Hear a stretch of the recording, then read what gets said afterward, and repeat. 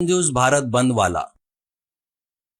एक गांव में गुरुनाथ करके एक आदमी रहता था। वो इतना बदकिस्मत वाला था, बोले तो वो कहीं भी जाता तो उसका कोई काम नहीं होता था।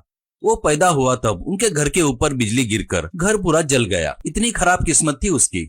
उतना ही नहीं, वो बहुत कंजूस भी था। कोई भी चीज खरीदता तो उसमें भावबाजी करता था।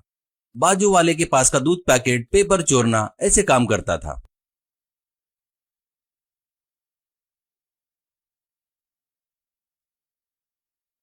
उसके बारे में जिसको पता था वो उसको काम पर नहीं रखते थे।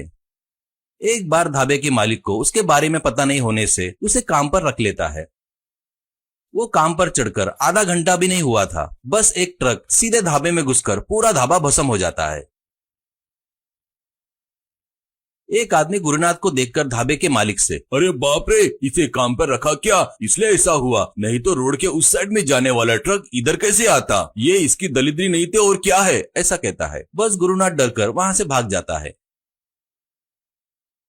एक दिन गुरुनाथ एक बैंड पार्टी वाले से मिलता है और उसके मालिक से, बाबूजी, मेरा नाम गुरुनाथ है।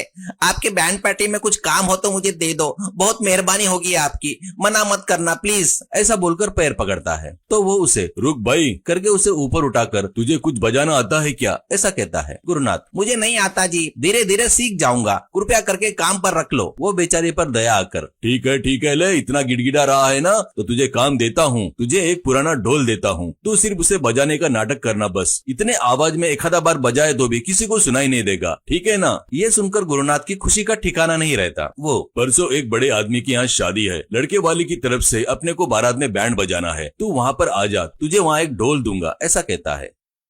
वैसे गुरुनाथ उस दिन बारात में पहुंचता है। वहां पर ड्रेस पहनकर ढोल लेता है। बारात निकलती है। घोड़े पर बैठकर दूल्हा शादी वाली जगह पर जाने के लिए निकलता है। शादी वाले सभी लोग खुशी से नाच रहे थे। गुरुनाथ जोश में आकर जैसे मन में आया वैसे ढोल बजा रहा था।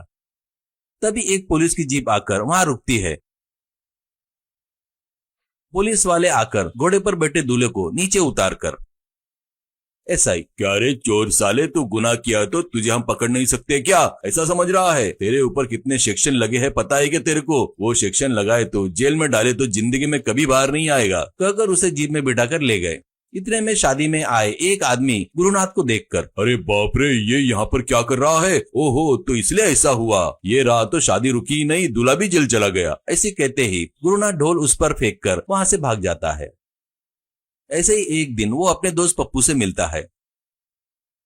वो, अरे बाप रे, इधर क्यों आया रे? मुझसे क्या काम है रे तेरे को? ऐसा डरते हुए कहता है। गुरुनाथ, कुछ नहीं रे, तू खाली है, मैं भी खाली हूँ, दोनों मिलकर कुछ किए तो अच्छा रहता ना। वो, ओ तेरे साथ क्या? तेरे साथ कोई काम क्या? मैं मर भी गया ना, तेरे साथ कुछ नहीं करूंगा भाई, ऐसा कहता है। गुरुनाथ, क्या यार, तू मेरे दोस्त रहकर ऐसी बातें क्यों कर रहा है? मैं नाराज हो गया यार तेरे से, ऐसा कहता है। वो थोड़ा शांत होकर, ठीक है, वो क्या है बता, मुझे पसंद आए तो करूंगा। Gurunath, very good. मैं इस बीच एक बैंड पार्टी में काम किया रे, वहाँ पर काम करते हुए सभी आइटम बजाना सीख गया रे। कुछ भी हो, कोई भी आइटम हो, मस्त बजाता हूँ मैं। अपन दोनों मिलकर एक बैंड पार्टी लगाए तो पैसे बहुत कमा सकते हैं रे। ऊपर से यहाँ पर शादियों का सीजन चल रहा है। पप्पू, आइडिया तो बहुत अच्छा है, पर वो सब खरीदने बोले तो पैसे चाहिए ना, वो कहाँ से आएंगे? गुरुनाथ, उसकी जरूरत नहीं है रे, हम उसे क्यों खरीदेंगे, हम किराए से लेंगे। तो कुछ भी पकड़ कर बजाता रहे, वैसा नाटक कर, बाकी का मैं देख लेता, ऐसा कहता है। वो, ऐसा है तो पड़ोस के गाँव में हमारे रिश्तेदार के यहाँ शादी है, मैं उनको मना लेता। कितना रेट बोलना बता एक बार। गुरुनाथ,